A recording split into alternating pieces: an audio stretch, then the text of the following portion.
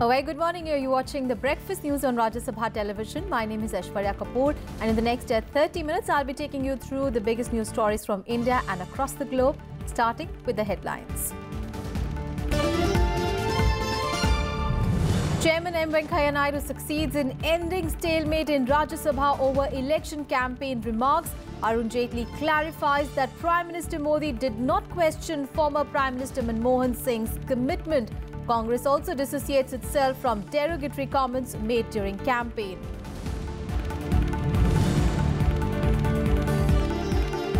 Vice President terms the mistreatment of Kulbhushan Jadhav's kin during Pakistan visit inhuman. External Affairs Minister Sushma Swaraj to make statement in both houses of Parliament on the issue today.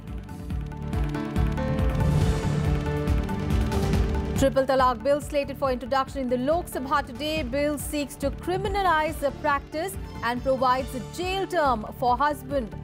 Government appeals to opposition to help ensure its passage.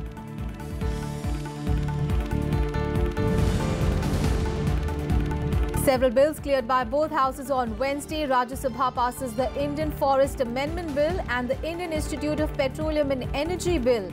GST compensation to states amendment bill cleared by Lok Sabha.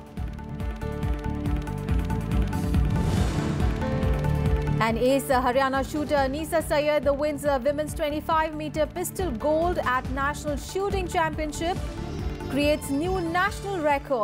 Indian cricket team leaves for 2-month-long South Africa tour.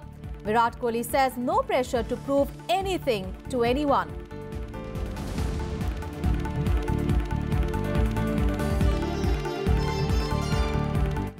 Our top story is from Parliament, where the stalemate between the government and the opposition Congress over alleged remarks made by Prime Minister Narendra Modi against his predecessor Manmohan Singh has ended. The leader of Rajya Sabha, Arun Jaitley, clarified that Prime Minister Narendra Modi did not question the commitment of the former Prime Minister.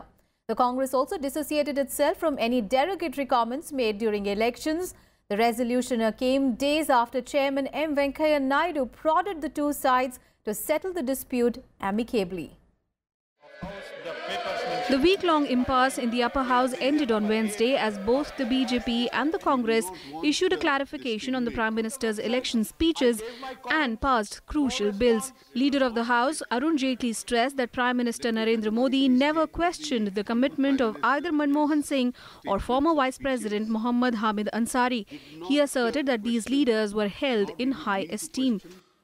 So many statements had been made on all sides during the elections.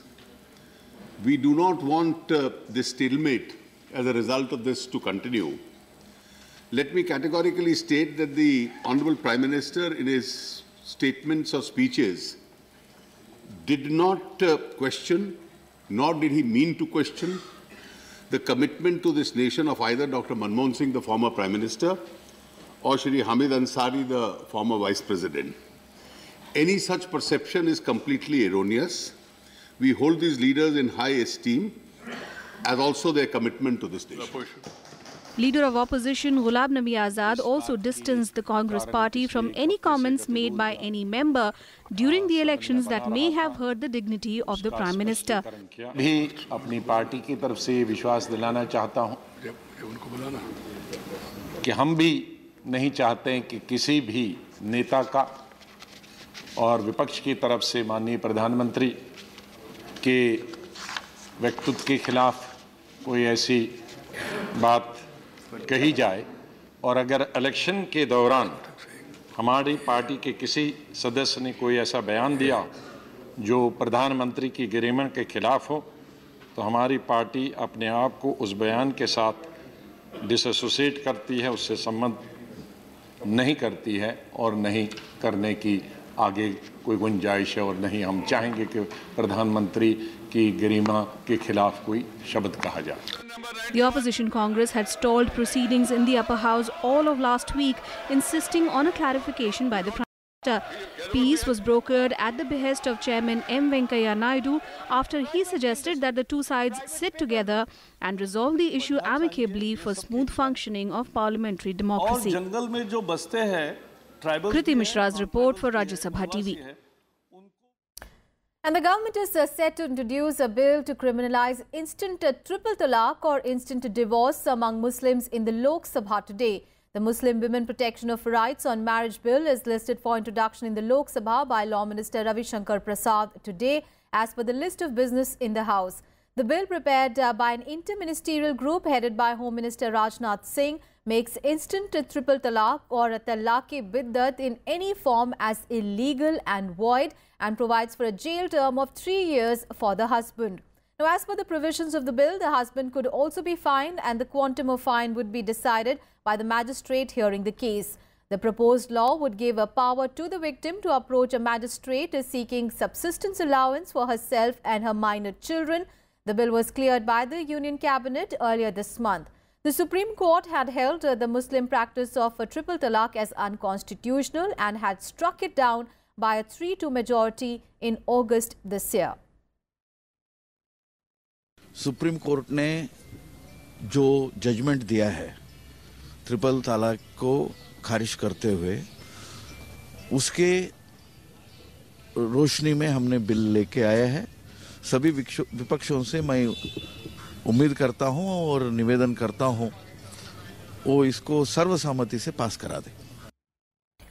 More news from Parliament. And External Affairs Minister Sushma Swaraj will make statements in both houses of Parliament today over the meeting of family members of Kulbhushan Jadhav with him in Pakistan. The Lok Sabha on Wednesday witnessed uproar over the alleged ill treatment of Indian death row prisoner Jadhav's family members by Pakistan. The opposition members demanded a statement in the House from External Affairs Minister Sushma Swaraj, who promised to make a detailed one today. Meanwhile, Pakistan that reportedly claimed that it had detected a metallic substance in the shoes worn by Jadhav's wife has now sent it for forensic examination.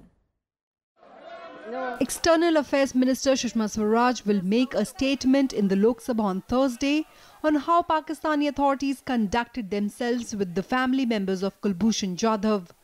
Strongly protesting against the coercive attitude of the Pakistani Foreign Office during Jadhav's meeting with his mother and his wife on Monday, various political parties including the Congress, Shiv Sena, AIADMK and the TMC sought a statement on the issue during 0 hour. अध्यक्ष जी आपकी अनुमति लेकर कल इस गंभीर विषय पर मैं सदन में वक्तव्य दूंगी. Criticizing the events, Congress leader in the Lok Sabha, Mallikarjun Kharge, demanded that Jadhav should be brought back to India. TMC leader Saugata Roy condemned what he called the hypocritical behavior of Pakistan. Pakistan ने उनके पत्नी के साथ और उनके माताजी के साथ जो उनका बर्ताव था उसका हम कंडम करते हैं और हम ये चाहते हैं कि इसके बारे में चर्चा हो और उनकी जो समस्याएं हैं उन्होंने जो बार-बार पाकिस्तान वाले ये जो चीजें कर रही हैं इसके बारे में हम सब लोग साथ हैं और उनको सुरक्षित साथ वापस लाने की कोशिश करना चाहिए। पाकिस्तान में कुलभूषण जाधव का परिवार के साथ उनको माँ और बीबी के साथ पाकिस्तान ने जो बर्ताव किया इसको पूरा निंदा होना चाहिए। एक हिंदू महिला को मंगलसूत्र उतारना, उसको जूते उतारना बहुत ही घटिया काम है। ये घटिया काम को पूरा निंदा होना चाहिए। मैं चाहता हूँ कि सुषमा जी विदेश मंत्री यहाँ पर मौजूद है, वो इस पर पूरा बयान दे। Our ADMK party also condemned the Pakistan attitude. Kulbhushan Jadhav, how they treated is very condemnable thing, especially removing the Mangalsutra and everything is very insult to the Indian diplomacy. Therefore, I request Honorable Minister to take necessary action. Pakistan reportedly claimed it detected a metallic substance in the shoes worn by Jadhav's wife when she went to meet him in Islamabad. It also rejected India's contentions that Jadhav's family members were harassed. The response came soon after India accused it of disregarding cultural and religious sensibilities of Jadhav's family members under the pretext of security. The meeting between Indian death row prisoner Kulbhushan Jadhav and his mother and wife took place on December 25th at the Pakistani Foreign Affairs Ministry in Islamabad. Jadhav was arrested in March this year and sentenced to death by a Pakistani court for alleged spying. Ravindra Sharon's report for Rajya Sabha TV. And Vice President M. Venkaiah Naidu has described Pakistan's handling of Kulbhushan Jadhav's meeting with his family members as inhuman. He said it has hurt the sentiments of Indians. The Vice President's comments came during an interaction with a delegation of faculty and students from Harvard, Stanford and MIT from the US.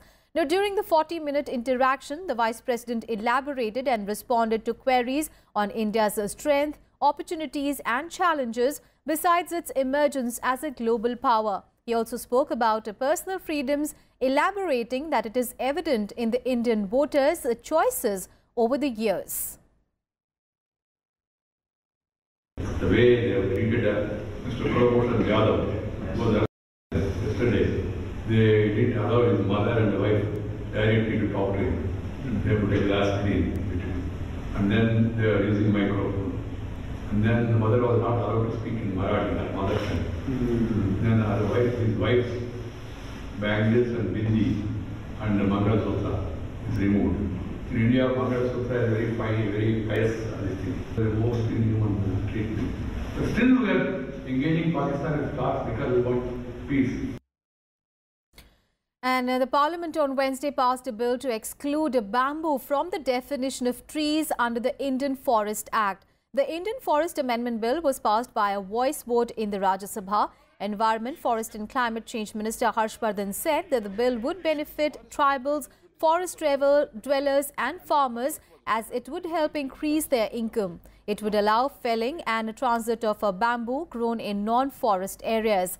However, bamboo grown on forest lands would continue to be classified as tree and would be guided by the existing legal restrictions.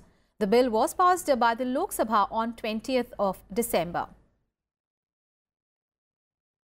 The tribal and the other traditional forest dwellers will be highly benefited by getting the forest rights under the FRA. Removal of bamboo from this list was in great demand for a long time. They will continue collecting bamboo from forest area. Therefore, there will be no impact of this amendment on tribals living in the forest. It should be clear to everyone. However, members of the Congress, the Biju Janata Dal and the Samajwadi Party staged a walkout. They protested the passage of the bill, saying that it was being passed in a hurry without proper consultation with the stakeholders and the states. They also alleged that it would favor industrialists. There was no urgency for the ordinance. The bulk of the bamboo, 94% of the bamboo, is in forest areas, not in non-forest areas. You are actually ignoring the forest areas. You are taking away what was given to the Gram Sabha. ऐसा काम करिए कि आने वाले समय में बांस, जंगल, जल, जमीन ये बची रहे. इसको उद्योगपति जो भूमाफिया हैं, वन माफिया हैं, इनसे बच सके, उसके लिए कानून बनाइए. कानून जिन गरीबों की चीज अपनी है उन्हें वह चीज देने का अधिकार सुनिश्चित करता है. जो बंधक थे इस कानून से गरीब वो मुक्त होते हैं. अपनी चीज वो बिना किसी कानूनी बंधन के इस्तेमाल करेंगे. यह अवसर यह कानून दे. इसकी क्या गारंटी इस माध्यम से भी कि बम्बू के किसान जो पूर्वोत्तर राज्य हो, चाहे छत्तीसगढ़, मध्य प्रदेश हो, चाहे उत्तर भारत के क्षेत्र के रहने वाले जो आदिवासी किसान हो, दलित किसान हो, पिछड़े वर्ग के किसान हो, उनको पूंजीपतियों या उद्योगपतियों से छुटकारा मिलेगा. And you are trying to help the private industries, and you have brought ordinance in order to do this. That is why I strongly oppose this bill, and this bill is not in the interests of tribal people. This bill is not in the interests of the forest dwellers. And the Rajya Sabha on Wednesday also gave its nod to a bill to declare the Indian Institute of Petroleum and Energy as an institute of national importance, with the House passing the bill by a voice vote. Replying to a discussion on the bill in the upper house, Petroleum Minister Dharmendra Pradhan assured the members that the autonomy of the institute would be protected. He said an amount of 655 crore rupees would be provided by the centre for the institute. Earlier initiating the debate, Congress MP PL Punia said that the autonomy of the institute needs to be safeguarded. Ravi Prakash Verma of the Samajwadi Party said that the entire economy is dependent on petroleum and much more is needed to be done in this sector. The institute aims to provide high-quality education and research focusing on the themes of petroleum, hydrocarbons and energy. Andhra Pradesh शासन ने 200 एकड़ की जमीन दी है। मैं आभारी हूं आंध्र प्रदेश सरकार को। उन्होंने वादे के मुताबिक फ्री ऑफ कॉस्ट लैंड उपलब्ध कराए हैं और भारत सरकार उसमें योजना रखी है जो उसकी प्रोजेक्ट बनी है। लगभग 1055 करोड़ की लागत में ये इंस्टीट्यूट बनने वाली है। उसमें 655 करोड़ रुपया 46 लाख रुपया भारत सरकार अपनी वित्तीय प्रबंधन करेगी, बजट एलोकेशन करेगी। Indian institute of petroleum energy bill 2017 जो यूपीए सरकार के द्वारा आंध्र प्रदेश और तेलंगाना का अलग से स्थापना की गई और उसी में इसका प्रावधान किया गया था कि इस तरह का एक अच्छा इंस्टीट्यूट इंटरनेशनल ग्लोबल इंटरनेशनल ख्याति का पेट्रोलियम एनर्जी इंस्टीट्यूट प्रारंभ किया जाए। वो आज एक हकीकत में सामने आ रहा है और हम इसका समर्थन करते हैं। सरकार ने वर्ल्ड क्लास का एक इंस्टीट्यूट खड़ा किया है और जैसा कि अभी कहा जा रहा था कि आंध्र तेलंगाना के जो रिकॉग्निशन का जो कमिटमेंट था उसके लिए इसको किया है। करीब 650 करोड़ रुपया दिया गया है। ये बहुत बड़ा काम हुआ है। And the Lok Sabha passed the GST Compensation to States Amendment Bill 2017. The bill will replace ordinance which was promulgated in September this year. It amends the Goods and Services Tax Compensation to States Act of 2017.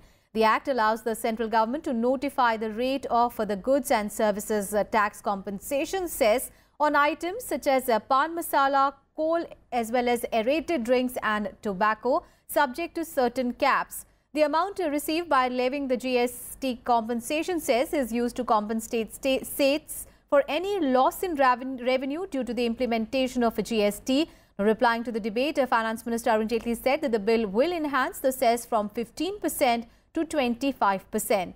He said the hike in cess was necessitated to match the loss arising due to GST rate cuts on different items. The bill was passed amid a protest by the opposition Congress and the TMC over the issue of the controversial remarks by Union Minister Anand Kumar Hegde.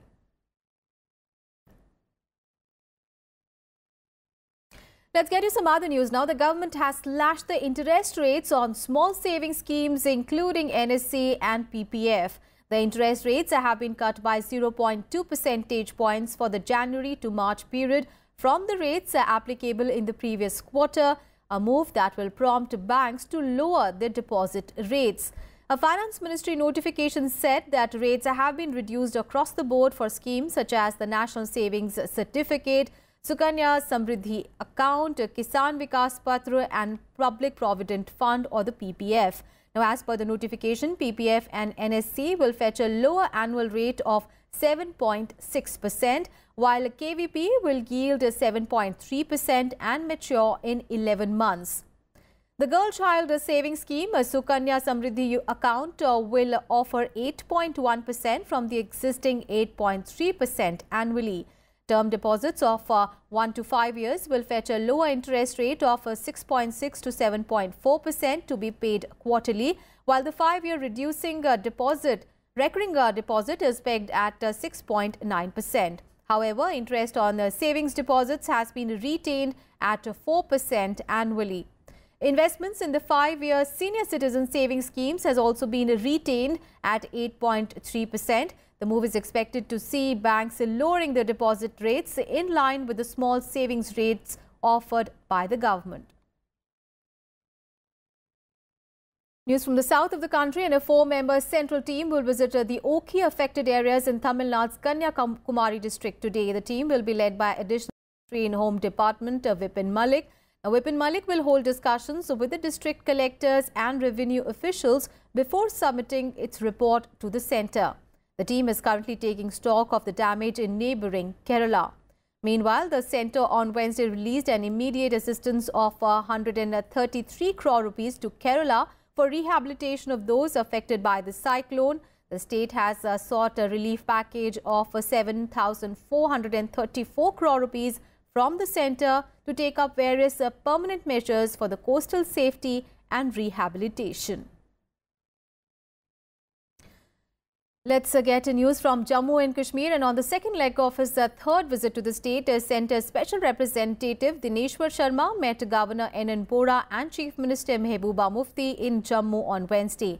Sharma called on Chief Minister Mehbooba Mufti shortly after reaching Jammu from Srinagar. He briefed Mufti about his talks with various delegations in Kupwara and Baramulla during his present visit to the state. Now, after the meeting, Mehbooba Mufti tweeted saying that an inclusive dialogue on Jammu and Kashmir is the only way forward. Dineshwar Sharma also met with Governor Bora at the Raj Bhavan on Wednesday evening. Sharma informed the governor about his plans regarding future engagements in the valley.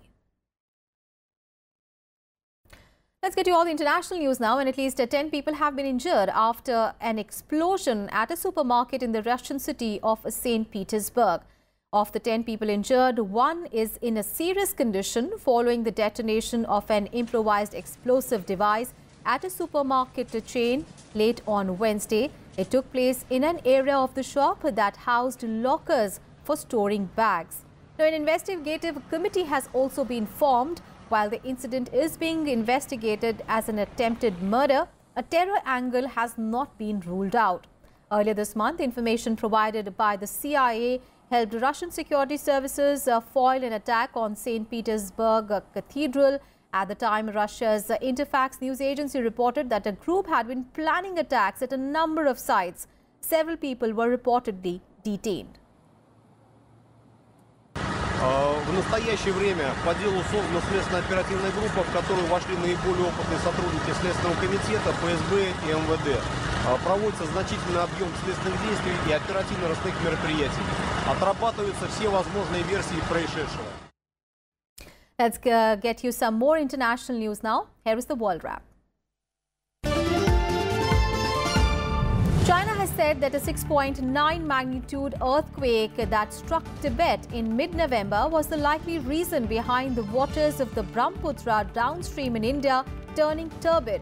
The turbidity of the water has caused concern in Arunachal Pradesh and Assam. Some reports suggest that the mudding of the waters of the Brahmaputra in Arunachal Pradesh was caused by infrastructure projects being built by China.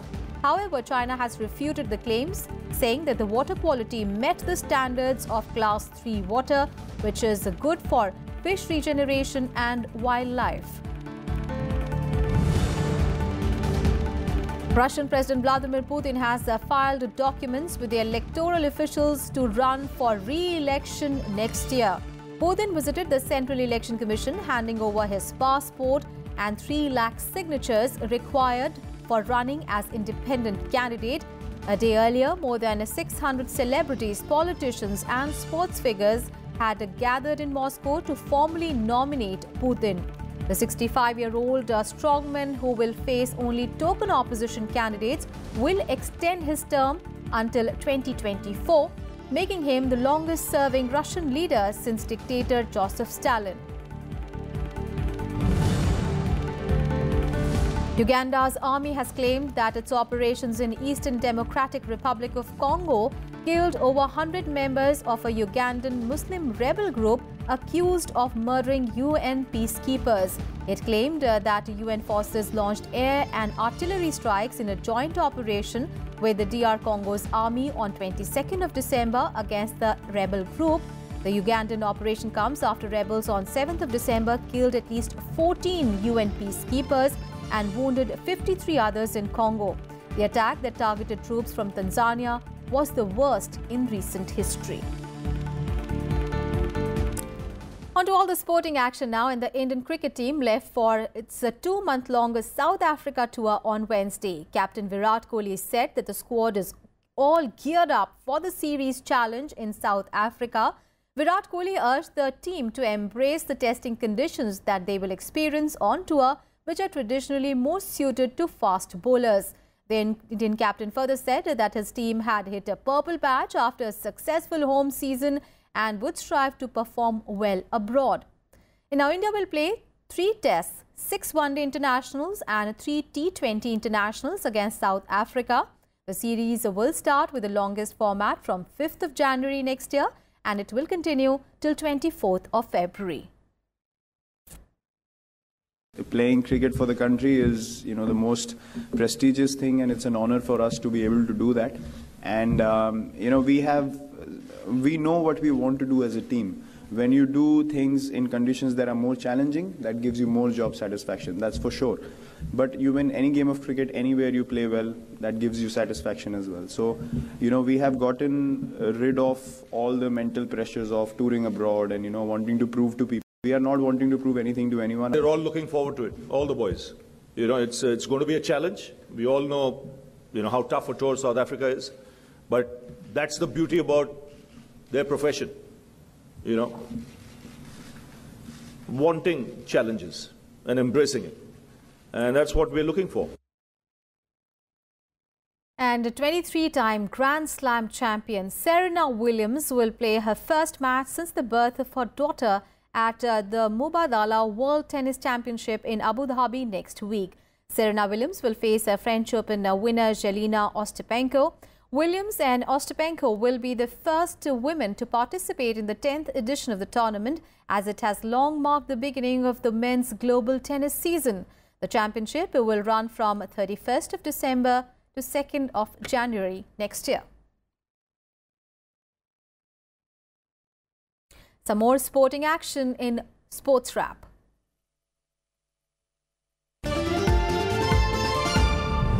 Ace Haryana shooter Anisa Syed has won the women's 25 meters pistol gold with a new record at the ongoing 61st National Shooting Championship competitions in Thiruvananthapuram. Anisa shot a new finals national record score of 33 to prevail over the Maharashtra duo of Sheetal Shivaji Thorat and Rahi Sarnobat. Thorat has won silver, while Sarnobat clinched bronze. The 4th test of the Ashes series between Australia and England is underway on the 3rd day today at Melbourne.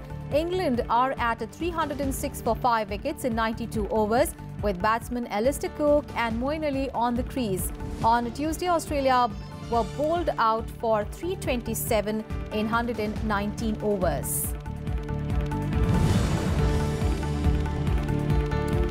And Liverpool will sign Virgil van Dijk from Southampton next week after agreeing to a fee of £75 million for the Holland international, a world record for the defender. The Netherlands international had been expected to join the Reds last summer after he handed in a transfer request, but the move fell through when Liverpool apologised for making an alleged illegal approach for the 26-year-old. The fee is the most ever paid for a defender. And that's it from me and my team in this edition of News. But news and updates continue on your channel. Thanks for watching.